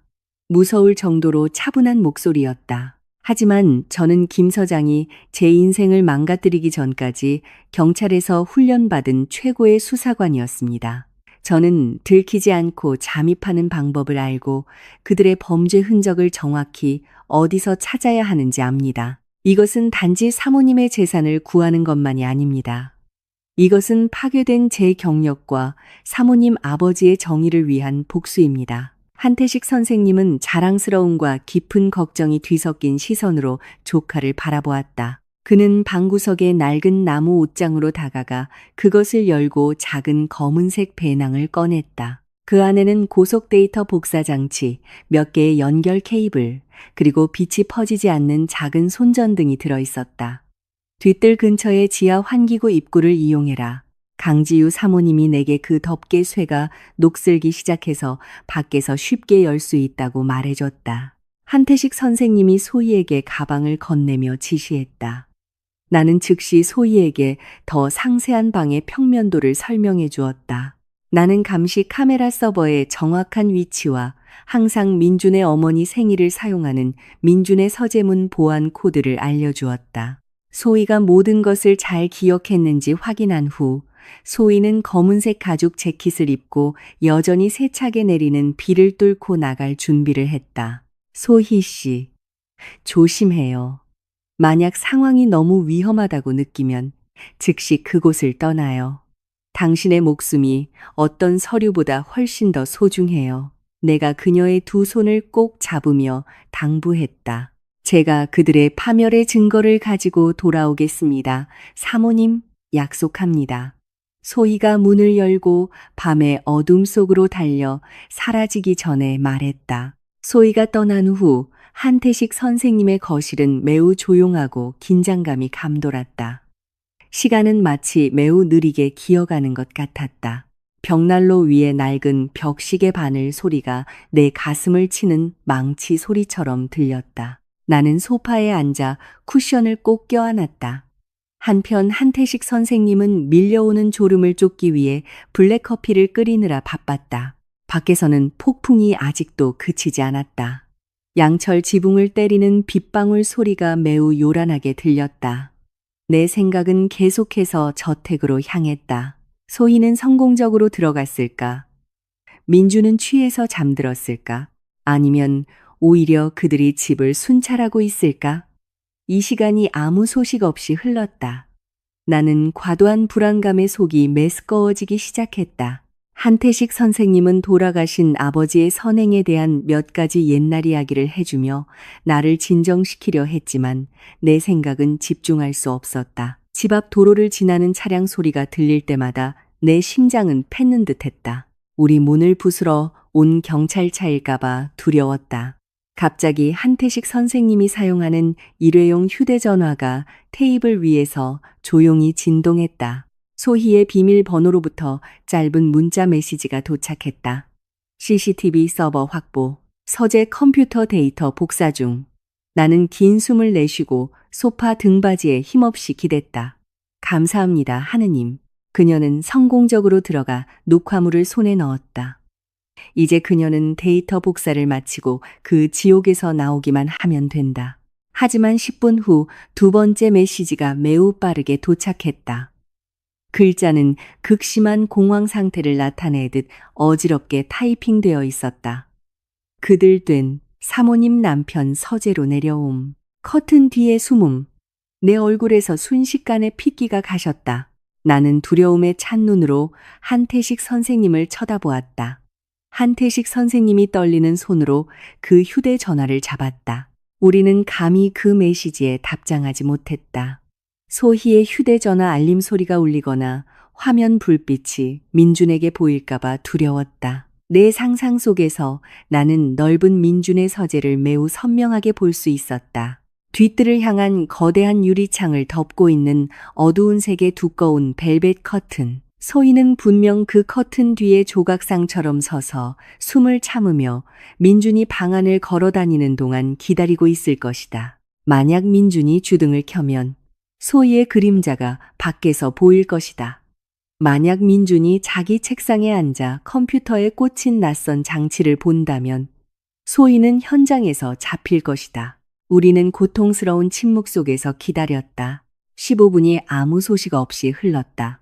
소희는 이미 잡혔을까? 김 서장이 지금 그녀를 신문하고 있을까? 내 머릿속은 최악의 시나리오로 가득 찼다. 나는 그 행동이 얼마나 어리석은지 상관없이 거의 일어나서 그곳으로 달려갈 뻔했다. 그때 한태식 선생님의 휴대전화가 다시 조용히 진동했다. 성공적으로 빠져나옴. 사모님 아버지 독살 증거 내 손에 있음. 돌아가는 중. 내 눈물이 순식간에 쏟아졌다. 나는 두 손으로 얼굴을 가리고 안도의 눈물을 흘렸다. 소희는 해냈다.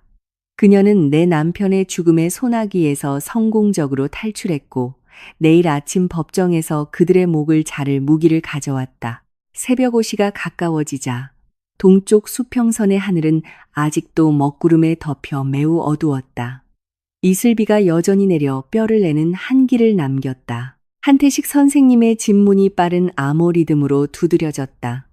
문이 열리자마자 소희가 흠뻑 젖은 몸으로 안으로 들어섰다. 숨을 헐떡였지만 그녀의 눈은 엄청난 승리의 기운을 발산하며 밝게 빛나고 있었다. 소희는 검은 배낭을 거실 테이블 위로 던졌다. 전부 다 가져왔어요, 사모님. 전부 다요. 한태식 선생님이 즉시 그 가방을 열고 은색 외장 하드 드라이브와 작은 크기의 데이터 저장 메모리를 꺼냈다. 한태식 선생님은 방구석에 있던 자신의 낡은 노트북 컴퓨터를 켜고 매우 빠른 손놀림으로 케이블들을 연결한 다음 소희가 성공적으로 복사해온 데이터를 처리하기 시작했다. 제가 민준의 컴퓨터에서 데이터를 복사하고 있을 때 그 계좌식이 갑자기 깨서 시가를 찾으러 서재로 들어왔어요. 소희가 수건으로 머리를 말리며 이야기를 시작했다. 저는 프로세스가 100%에 도달하기 전에 데이터 복사 장치를 뽑고 창문 커튼 뒤에 숨어야 했어요. 그가 제가 숨어 있는 곳에서 불과 두 고거리에 서 있을 때 제 심장이 터지는 줄 알았어요. 다행히 그는 심하게 취해 있어서 아직 희미하게 켜져 있던 컴퓨터 화면을 알아채지 못했어요. 나는 계속 들으면서 소희에게 따뜻한 물 한 잔을 건넸다. 그럼 아버지의 독살 증거는 어떻게 찾았어요? 소희가 비스듬히 미소 지었다. 컴퓨터 안에서는 찾지 못했어요. 사모님.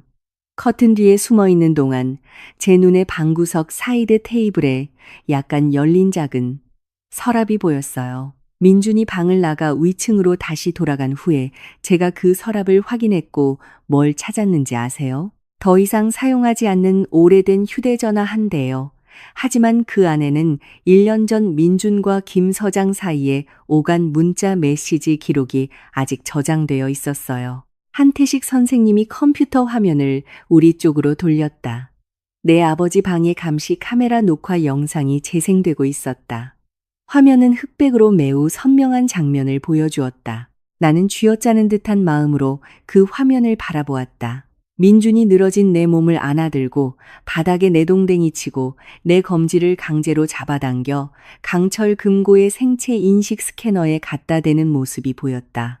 그 녹화는 내가 의식이 없는 동안 민준이 내게 가한 강압과 폭력에 대한 반박할 수 없는 물리적 증거였다. 이것만으로도 법정에서 유산증서 공증을 무효화하기에 충분하고도 남습니다. 사모님.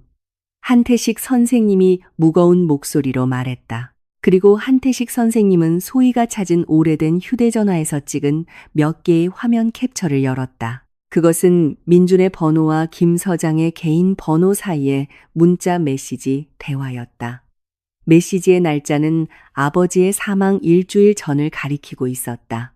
김 서장, 약은 유라에게 전달했어. 그 약은 무색무취야. 그의 밤차에 섞어. 민준, 실행했어. 의사가 시신을 검사할 때 이게 검출되지 않을 거라고 확신해. 김광철, 확실해. 그 약은 이 시간 안에 자연스러운 신부전을 유발할 거야. 내가 내일 아침 병원에서 그의 사망 진단서를 처리해서 추가 부검이 없도록 할게. 그의 재산이 우리 빚을 갚기 위해 빨리 내 손에 들어오도록 확실히 해둬. 그 사악한 대화 증거를 읽자. 내 온몸이 엄청난 분노를 참느라 떨렸다. 내 남편은 아버지의 살인을 매우 세밀하게 계획했다. 아버지가 그에게 베푼 모든 신뢰와 애정을 배신했다. 내 마음속 고통은 완전히 순수한 증오로 변이했다.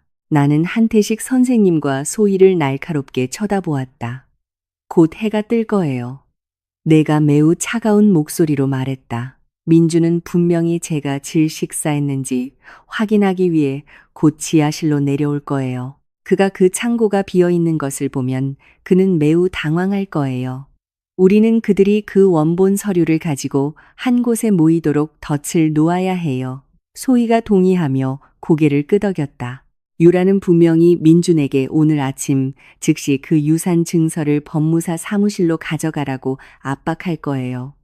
사모님께서 경찰에 신고하기 전에요. 그들의 협력 법무사는 분명히 그들 편일 거예요. 어떻게 하면 그들이 혼란스럽고 비이성적인 상태로 그곳에 가도록 할 수 있을까요? 나는 옅게 미소 지었다. 전혀 온기가 느껴지지 않는 미소였다. 나는 한태식 선생님의 노트북 컴퓨터를 넘겨받았다. 나는 웹 브라우저를 열고 내 저택의 스마트 홈 제어 시스템에 로그인했다.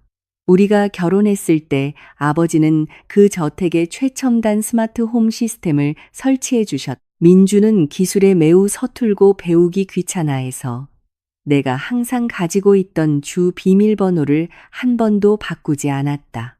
우리는 먼저 그들의 정신을 무너뜨릴 거예요. 패닉에 빠진 사람은 실수를 저지르기 매우 쉽죠. 내가 원격 제어 시스템에 몇 줄의 명령을 입력하며 말했다. 정확히 아침 6시 나는 실행 버튼을 눌렀다. 컴퓨터 화면을 통해 나는 내 저택의 장치 상태가 활성화되는 것을 볼 수 있었다. 수십 킬로미터 떨어진 곳에서 나는 민준과 유라가 있는 주 침실과 2층 모든 복도에 있는 모든 숨겨진 스피커 시스템을 켰다. 나는 돌아가신 아버지가 가장 좋아하시던 옛날 트로트 곡을 최대 볼륨으로 틀었다. 아버지가 매주 일요일 아침마다 틀던 그 노래가 이제 저택 곳곳에 귀를 찢을듯이 울려 퍼졌다. 나는 또한 비상 보안 시스템을 활성화하여 주 침실 문을 밖에서 3분 동안 자동으로 잠가 민준과 유라를 그 시끄러운 방 안에 가두었다. 방의 조명들을 매우 빠른 리듬으로 켜고 끄기를 반복하여 매우 방해되는 번개 효과를 만들어냈다. 그들은 지금 혼란 속에서 소리 지르고 있을 거예요. 소희가 내 원격 명령이 완벽하게 실행되었음을 보여주는 컴퓨터 화면을 보며 작게 웃었다. 3분 후 나는 그들의 방문 잠금을 풀었다. 소희는 잠입했을 때 민준의 책상 근처에 매우 작은 도청 장치를 설치해 두었다. 한태식 선생님의 컴퓨터 스피커를 통해 우리는 민준이 매우 서두르며 계단을 뛰어내려오는 발소리를 들을 수 있었다. 그의 숨소리가 거칠었다. 그는 지하실 접근 문으로 달려갔다. 철문 경첩이 강제로 당겨지는 소리가 들렸다. 잠시 정적이 흐른 후 민준의 입에서 좌절에 찬 외침과 거친 욕설이 들려왔다. 안 돼, 말도 안 돼. 자물쇠가 부서졌어. 그 여자가 도망쳤어. 민준의 목소리가 도청 장치에서 울려 퍼졌다. 물건이 내동댕이 쳐지는 소리가 뒤따랐다. 유라가 서두른 걸음으로 따라 내려왔다. 도망쳤다니 무슨 소리야? 어떻게 그 강철방에서 도망칠 수 있어? 유라가 매우 높은 톤의 패닉에 찬 목소리로 쏘아붙였다. 민준, 만약 그 여자가 아직 살아있다면 그녀는 지금 당장 경찰서로 갈 거야. 우리 계획은 전부 다 망가질 거야. 김 서장이 이 도시의 경찰을 통제하고 있어. 그녀는 누구에게도 신고할 수 없어. 이성을 잃기 시작한 민준이 대꾸했다. 그 여자는 수도에 인맥이 많은 유일한 상속인이야. 멍청아. 만약 그녀가 다른 도시에서 변호사를 고용하면 우리 모두 끝장이야. 유라가 날카로운 목소리로 비명을 질렀다.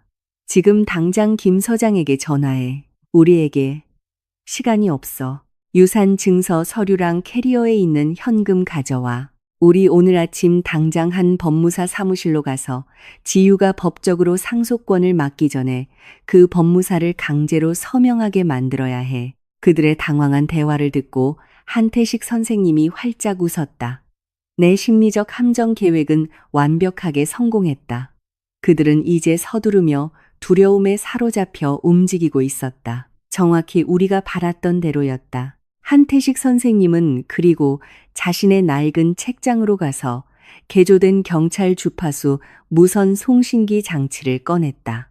전직 탐정으로서 그는 도시 경찰의 개인 통신 채널을 도청하고 침입하는 방법을 정확히 알고 있었다. 그는 그 무선기 손잡이를 돌려 김 서장과 그의 특별 순찰팀이 평소에 사용하는 특별 채널 주파수를 찾았다. 이제 제가 그들 모두를 한 지점에 모이도록 약간의 자극을 줄 차례입니다. 한태식 선생님이 무선 마이크를 잡으며 말했다. 그는 헛기침을 하고 목소리를 매우 무겁고 공식적으로 바꾸었다. 경찰 신고 교환원 목소리를 흉내내며 한태식 선생님은 통화 버튼을 눌렀다.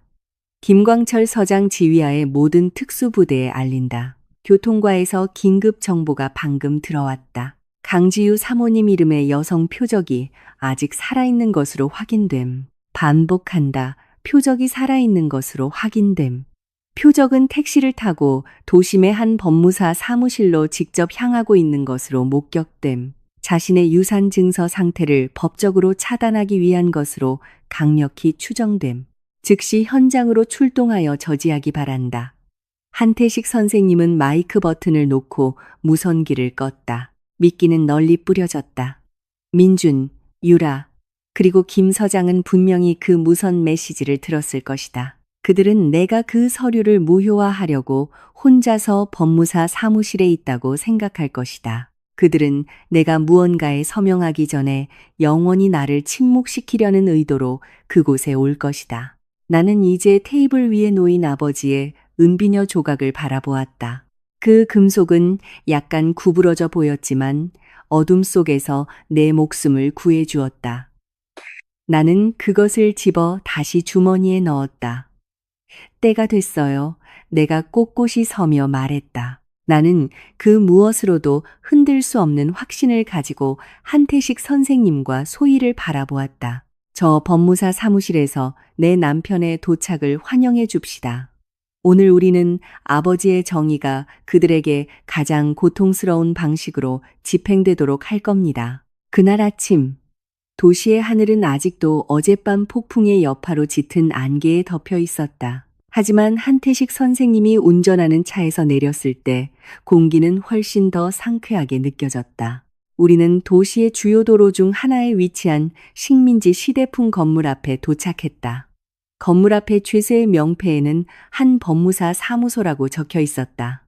이 건물은 돌아가신 아버지가 수년 동안 다양한 회사의 법률 서류를 처리하기 위해 신뢰했던 곳이었다. 결국 한 법무사가 배신하고 유라의 사채 조직의 검은 돈과 손을 잡기로 선택하기 전까지는 한태식 선생님은 우리를 아무런 준비 없이 이곳으로 데려오지 않았다. 오는 내내 그는 매우 청렴하고 높은 청렴성을 가진 그의 오랜 인맥에게 연락하기 위해 특별 위성 전화를 사용했다. 그 인맥은 수도의 대한민국 경찰청 본청에서 감찰부를 이끄는 투스타 장군이었다. 그 장군은 수십 년 전 그들이 함께 법학을 공부할 때 한태식 선생님의 후배였다. 김광철이라는 지역 간부가 살인 및 자금 세탁 조직의 보호막이 되었다는 소식을 듣자마자 수도의 특수팀이 그날 밤 즉시 헬리콥터로 파견되었고 지금은 이 법무사 사무실 안에서 대기하고 있었다.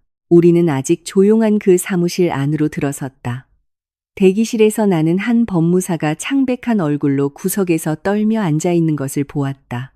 그는 사복 차림의 2명의 경찰관에 의해 삼엄하게 감시받고 있었다. 오늘 아침 우리 가족 자산을 도둑질하는 것을 합법화하려던 그의 더러운 계획은 해가 완전히 뜨기도 전에 좌절되었다.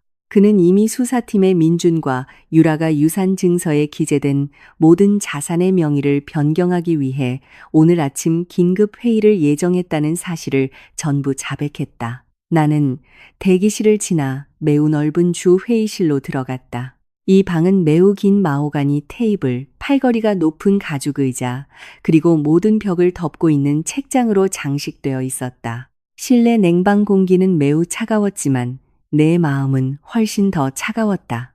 나는 이중 유리로 된 주 출입구를 정면으로 마주보는 테이블 끝에 의자를 당겨 앉았다. 그리고 꼿꼿한 자세로 앉았다. 나는 더러워진 이브닝 드레스를 정리하고 어깨를 덮기 위해 한태식 선생님의 두꺼운 재킷을 입었다. 한태식 선생님은 차분한 얼굴로 내 오른쪽에 섰다. 한편 소희는 완전한 경계태세로 내 왼쪽에 섰다. 직원실과 기록실로 연결된 2개의 비밀문 뒤에는 수십 명의 감찰부 팀원과 중앙금융범죄수사관들이 완전 무장한 채 준비하고 있었다. 그들은 자신들의 존재감을 완벽하게 숨겼다. 이 방은 이제 출구가 없는 치명적인 함정으로 변했다. 시간은 아침 7시를 가리켰다. 사무실 앞마당에서 급정거하는 자동차 타이어 소리가 정적을 깼다. 나는 숨을 참았다. 차문이 3개 닫히는 소리가 뒤따랐고 테라스 계단을 서둘러 뛰어 올라오는 발소리가 들렸다. 문 열라고. 당장. 밖에서 김 서장의 외침 소리가 들렸다. 그의 목소리는 법이 자신의 발 아래 있다고 느끼는 지배자의 오만함으로 가득했다. 사무실 정문이 거칠게 열렸다. 내가 앉은 곳에서 나는 3사람의 그림자가 대기실을 빠르게 가로지르는 것을 볼 수 있었다. 이미 확보된 한 법무사는 그들의 눈에 띄지 않았다. 민준이 앞장섰다. 그의 얼굴은 매우 초췌해 보였다. 그의 눈은 잠부족과 어젯밤의 알코올 효과로 붉었고 숨이 가빴다. 그의 손에는 금괴, 수억 원의 현금, 그리고 내 유산 증서가 담긴 큰 캐리어를 단단히 쥐고 있었다. 유라는 숨길 수 없는 공황 상태의 얼굴로 그의 뒤를 따랐다. 한편 김 서장은 권총집에서 이미 꺼낸 권총을 들고 맨 뒤를 걸으며 그들의 길을 막는 누구든 즉시 쏴 죽일 준비를 하고 있었다. 그들 셋은 주 회의실 문을 박차고 들어왔다. 민준이 얼굴을 들었다. 위협을 외치거나 책상 밑에 겁에 질려 숨어 있거나 법무사의 보호를 구걸하고 있을 거라 생각한 내 행방을 찾을 준비를 하고 있었다. 하지만 그들의 발걸음은 즉시 갑자기 멈췄다. 민준의 입이 살짝 벌어졌다. 그의 눈은 마치 무덤에서 되살아난 유령을 본 듯 크게 뜨였다.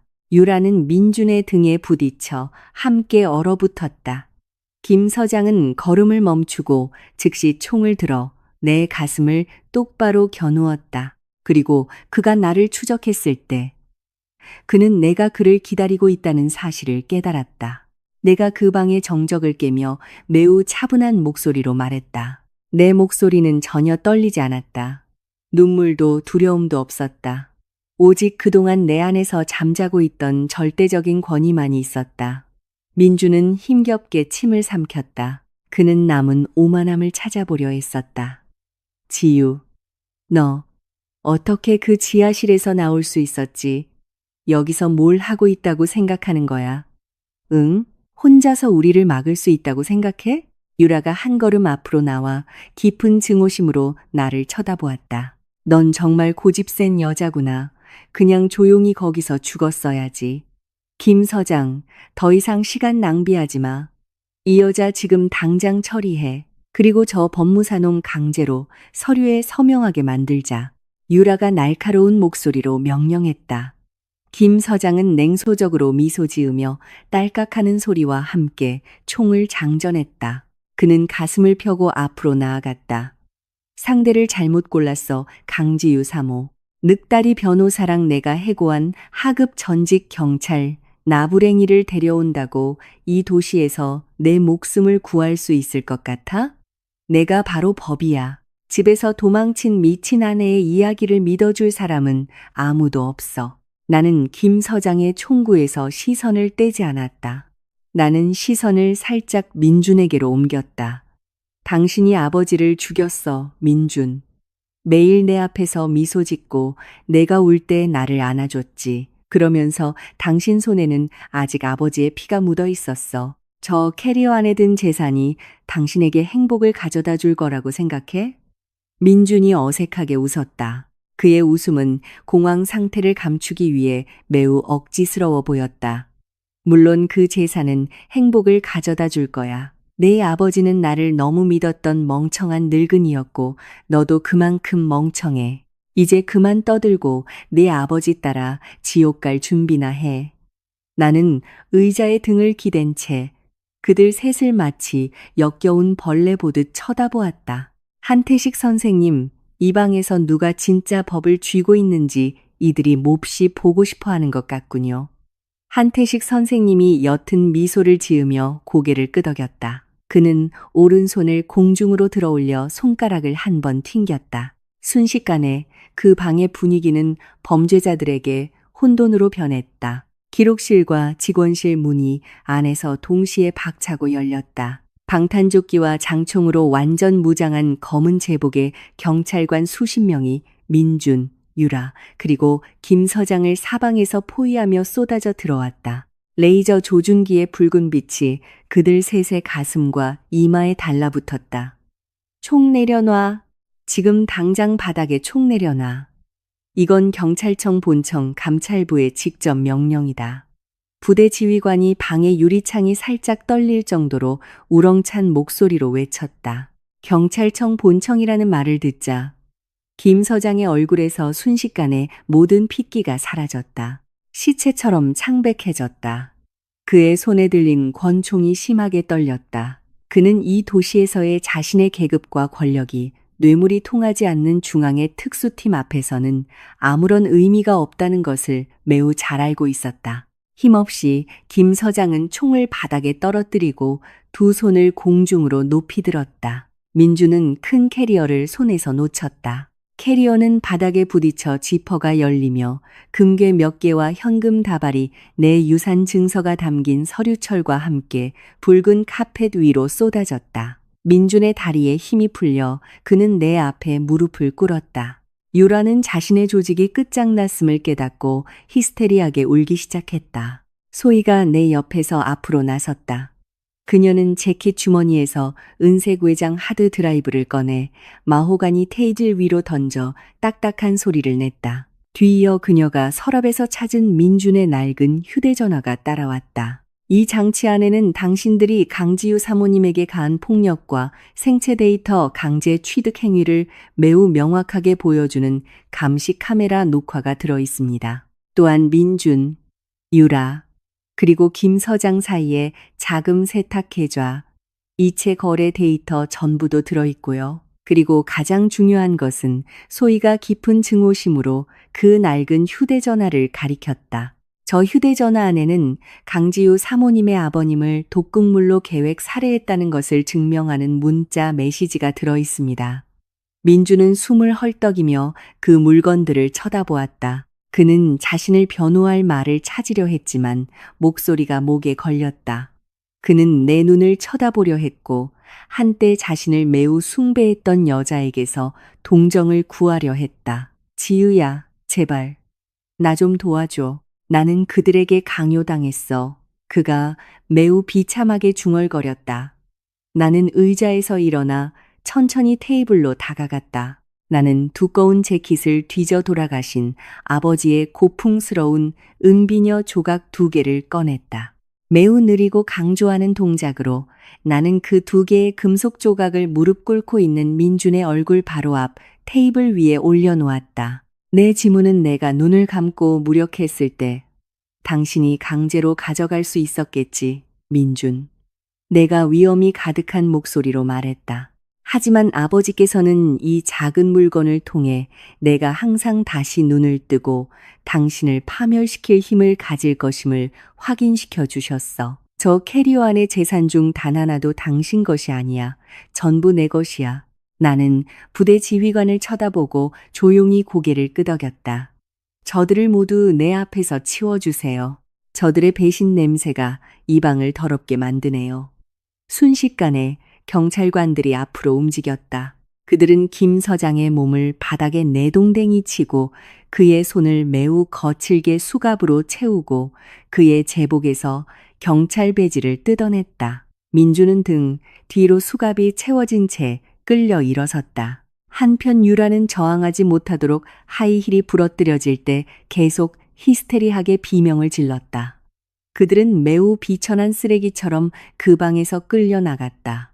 나와 소희, 그리고 한태식 선생님을 이제 다시 평온해진 방 안에 남겨둔 채 정의는 마침내 집행되기 시작했다. 민준, 유라, 그리고 김 서장을 심판하는 재판은 이 나라에서 언론의 가장 큰 주목을 받은 가장 큰 범죄 사건 중 하나가 되었다.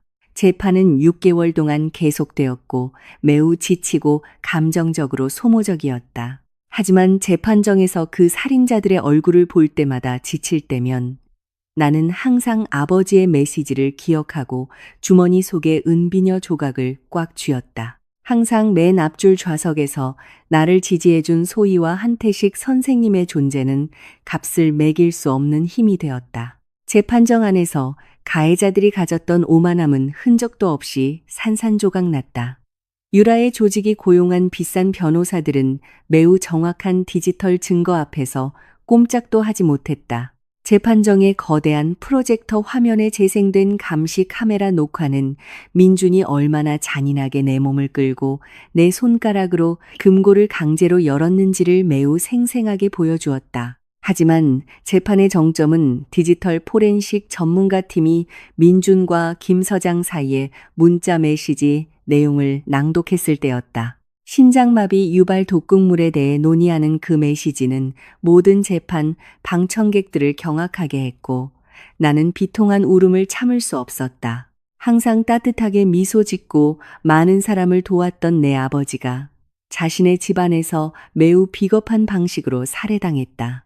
중앙수사팀은 또한 유라가 통제하던 사체 조직 전체를 와해시키는 데 성공했다. 그날 밤 소희가 복사한 계좌 이체 데이터를 바탕으로 당국은 여러 비밀 장소에서 대대적인 급습을 벌였다. 그들은 수십 개의 불법 계좌를 동결하고 자금 세탁으로 얻은 수십 개의 고급 부동산 자산을 압수했으며 다른 조직원들을 체포했다. 유라는 모든 권력을 잃었고 그녀의 재산은 피해자들의 손실을 보상하기 위해 국가에 의해 몰수되었으며 그녀는 최고 보안 등급의 여자 교도소에 수감되었다. 마침내 선고일이 다가왔다.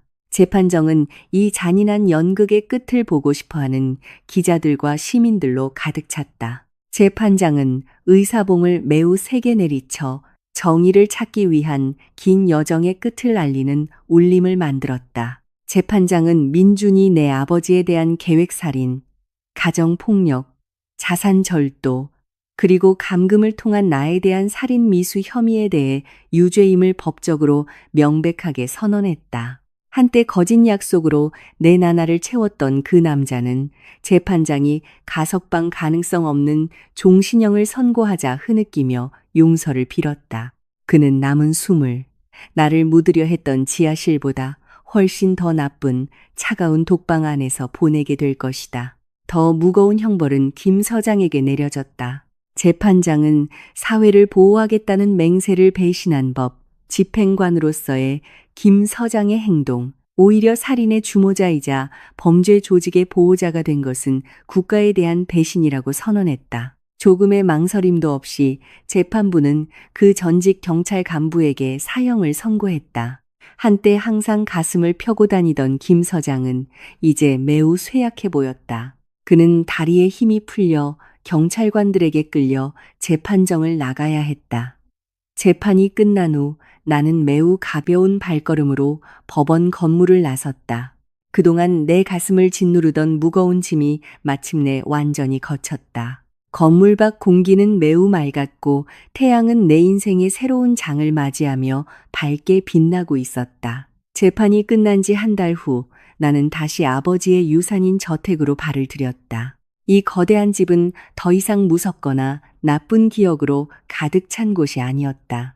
나는 모든 것을 바꾸었다. 내 모든 재산에 대한 통제권을 되찾은 후 내가 가장 먼저 한 일은 도시에서 가장 큰 건설팀을 부르는 것이었다. 나는 그들에게 강철문을 완전히 철거하고 그 어두운 지하실 건물 전체를 파괴하라고 명령했다. 콘크리트 벽은 허물어졌고 시멘트 바닥은 파헤쳐졌으며 공간은 확장되었다. 나는 그것을 투명한 두꺼운 유리벽으로 교체하고 한때 내게 지옥이었던 모든 구석에 햇빛이 비치게 했다. 그 지하실의 잔해 위에 나는 수호의 빛 재단이라고 이름 붙인 사회복지재단을 설립했다. 이 재단은 가정폭력, 사기, 그리고 법적 불이의 희생자가 된 여성들을 위한 무료 법률 지원 기관 및 비밀 보호소가 되기 위해 전적으로 헌신했다.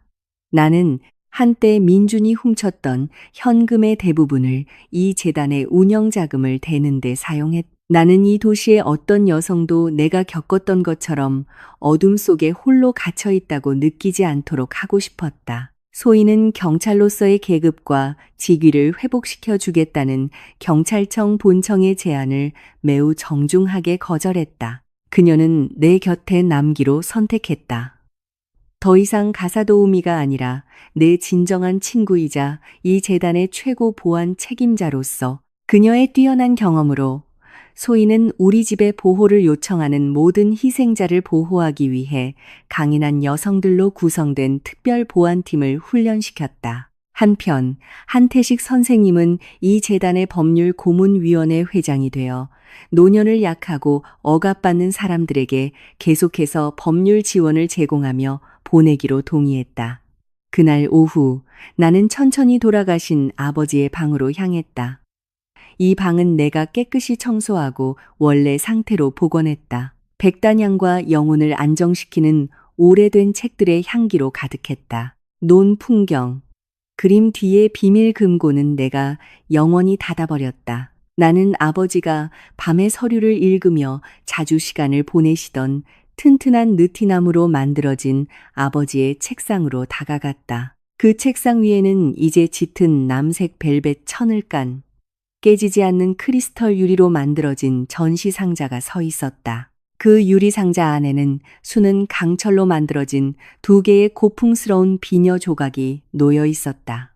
나는 손가락 끝으로 그 크리스털 유리 표면을 만졌다. 내 눈물은 더 이상 슬픔 때문에 흐르지 않았고 매우 깊은 감사함 때문에 흘렀다. 이 금속 조각은 단지 그 폭풍 우 치던 밤에 강철 자물쇠를 연 도구가 아니었다. 이 물건은 시공간을 초월한 아버지의 사랑의 영원한 상징이었다. 아버지는 내게 약점도 우리가 일어설 용기만 있다면 가장 치명적인 무기로 변할 수 있다고 가르쳐 주셨다. 나는 한때 내가 사랑했던 남자의 배신에 의해 산채로 묻혔고 탐욕스러운 사람들에게 짓밟혔으며 희망 없이 버려졌다. 하지만 그들은 한 여성이 자신의 내면에 있는 진정한 힘을 깨달았을 때 그녀는 먼지로 부서지지 않는다는 것을 잊었다. 그녀는 눈앞의 모든 악을 쓸어버리는 폭풍처럼 돌아올 것이다. 아버지의 정의는 완벽하게 집행되었고 이제 나는 그의 보호에 빛이 도움이 필요한 사람들을 위해 계속해서 타오르도록 할 것이다.